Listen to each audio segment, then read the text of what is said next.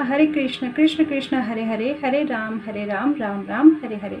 जय श्री कृष्ण फ्रेंड्स, मेरा नाम हिमानी बख्शी है और मैं जम्मू से बिलोंग करती हूँ। बाय प्रोफेशन मैं एक टीचर हूँ और मैंने गोलक परिवार जो है वो 30 नवंबर 2020 में ज्वाइन किया था। आज आप सबके सामने जो है मैं अपनी स्पिरिचुअल जर्नी जो है वो आप शेयर करने जा रही हूँ। फ्रेंड्स, जिस घर में मैंने जन्म लिया, पली बढ़ी, मेरे पेरेंट्स का घर, वहाँ पे ज़्यादा डिवोशनल एटमॉस्फेयर नहीं था। स्पिरिचुअल प्रैक्टिसेस वहाँ पे ज़्यादा परफॉर्म नहीं की जाती थी। ज़्यादातर जो पेरेंट्स हैं वो यही डिमांड करते हैं कि बच्चे जो है वो पढ़े लिखे और अपना करियर बनाएं, और यही एनकरेजमेंट मुझे हमेशा से ही मेरे पेरेंट्स से मिली और मेरा भी ध्यान इसी चीज़ में था कि मुझे पढ़ना लिखना है। और अभी तो डिवोशन के लिए टाइम भी नहीं है, और यही लगता था कि ये सारी चीज़ें जो हैं वो एक अलग स्टेज लेवल पे होती हैं, जब हम बिल्कुल ही ज़्यादा वृद्ध एज में आ जाते हैं, जब हम ओल्ड एज में आ जाते हैं, तब ये सारी ड्यूटीज़ हम परफॉर्म करते हैं। तो अभी तो मेरा टाइम पढ़ने लिखने का है, फ़न करने का है, तो इसी चीज़ में मैंने अपना टाइम निकाला और ऐसे ही बड़ी होती गई। फ्रेंड्स, उसके बाद एक ऐसा टर्निंग पॉइंट आया लाइफ में जब सारी चीज़ें मेरी लाइफ में चेंज हुई। मेरे फादर एक्सपायर हुए, जबकि मैं अपने फादर के साथ बहुत ज़्यादा इमोशनली अटैच थी, और जब वो एक्सपायर हुए तो मुझे डिप्रेशन का प्रॉब्लम हुआ। एक्सेसिव थिंकिंग बढ़ी, गुस्सा आया, हमेशा रोते रहना, अब भगवान जी को कोसते रहना, बिना सोचे समझे, किसी चीज़ का ज्ञान नहीं था, अंदर बिल्कुल भी पॉजिटिविटी नहीं थी। और इस चीज़ से बाहर निकलने में मुझे बहुत ज़्यादा समय लग गया। और हमेशा जो है, क्योंकि मैंने कभी भगवान की स्पिरिचुअल प्रैक्टिसेस नहीं की थी, कभी डिवोशनल प्रैक्टिसेस नहीं की थी, कभी भाव भी कनेक्टेड नहीं थे, कभी मैं मंदिर में नहीं गई, लेकिन इस चीज़ के लिए मैंने भगवान को ब्लेम करना शुरू कर दिया। बहुत सारी मेरे अंदर जो थी वो ट्रांसफॉर्मेशन आई उस दौरान, और वो ट्रांसफॉर्मेशन ये थी कि मेरे अंदर नेगेटिविटी का लेवल बहुत ही बढ़ गया, और इतना ज़्यादा लेवल बढ़ गया कि मुझे खुद नहीं समझ आ रहा था कि मैं इन चीज़ों से कैसे निकलूं। ऐसे ही टाइम निकलता गया फ्रेंड्स। फिर धीरे धीरे जो है excessive thinking, patience level zero, गुस्सा आना, चिड़चिड़ापन उठना, इरिटेट हो जाना बात बात पे, और अगर कोई काम नहीं हो रहा है, वो क्यों नहीं हो रहा है, इस चीज़ पे मतलब जल्दी से जल्दी वो काम हो, ये भावना जो थी मेरे मन में आती रहती थी। 2020 में जब मैंने गोलक परिवार ज्वाइन किया, तब मुझे मेंटर्स का साथ मिला। मेंटर्स के सत्संग मैंने लगाना शुरू कर दिए, उनके साथ डिवोटीज़ एसोसिएशन का साथ मिला, और मुझे चीज़ों की समझ आना शुरू हो गई। मुझे समझ में आना शुरू हो गया कि हमारी जो यहाँ पे मटेरियलिस्टिक वर्ल्ड में जो डिज़ायर होती है वो हम कितनी गलत होती है। हम लोग, जो भगवान ने हमें यहाँ पे जन्म दिया हुआ है, बेसिकली उसका पर्पस ही बहुत अलग है, बहुत डिफरेंट है। लेकिन जब हम जन्म लेते हैं इस मटेरियलिस्टिक लाइफ में, हम ये बस इसी की चकाचौंध में जो है वो खो जाते हैं।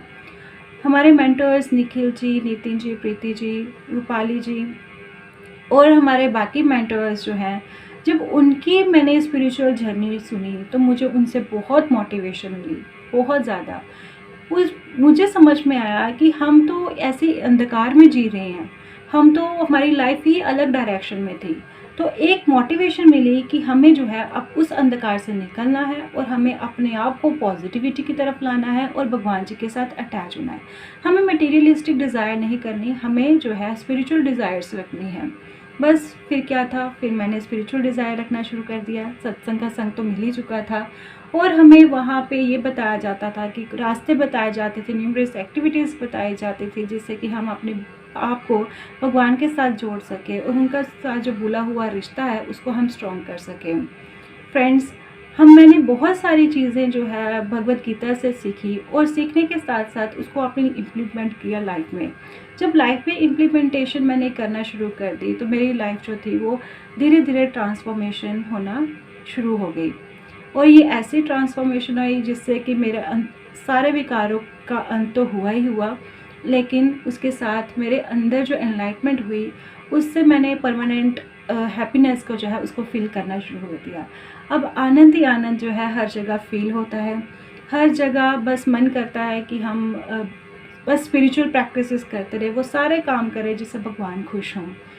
हमें नहीं पता लाइफ कितनी है, कितनी बकाया रह गई है, लेकिन जो भी वक्त हमारे पास हमारी लाइफ में बचा हुआ है, बस मैं यही चाहती हूँ कि उसको डिवोशन और स्पिरिचुअलिटी करके ही मैं उसको बिताऊं और मैं अपने भूले हुए रिश्ते को जो है वो याद करूं और अपनी बॉन्ड जो है वो कृष्णा जी के साथ स्ट्रॉन्ग करूं। ये सारी डिज़ायर मेरे मन में आती है और उससे मैं पूरा करना चाहती हूँ।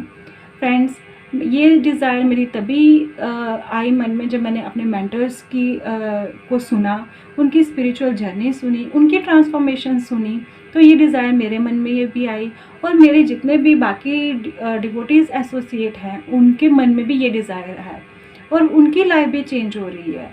अगर हमारे मेंटर्स की लाइफ चेंज हो सकती है, मेरे डिवोटीज़ एसोसिएशन से जो एसोसिएट्स हैं उनकी लाइफ चेंज हो सकती है, मेरी अगर लाइफ में ट्रांसफॉर्मेशन आ सकती है तो हर किसी की आ सकती है।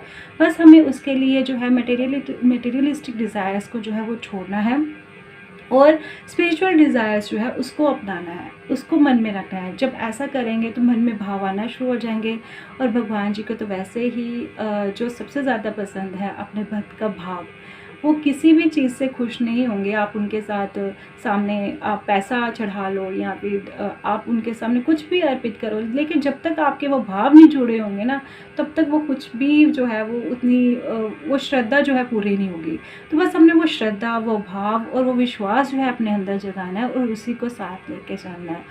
फ्रेंड्स, अंत में मैं यही कहूँगी, हर घर मंदिर, हर मन मंदिर, न शस्त्र पर, न शास्त्र पर, न धन पर, ना ही किसी युक्ति पर, मेरा जीवन तो आश्रित है प्रभु केवल और केवल आपकी कृपा शक्ति पर।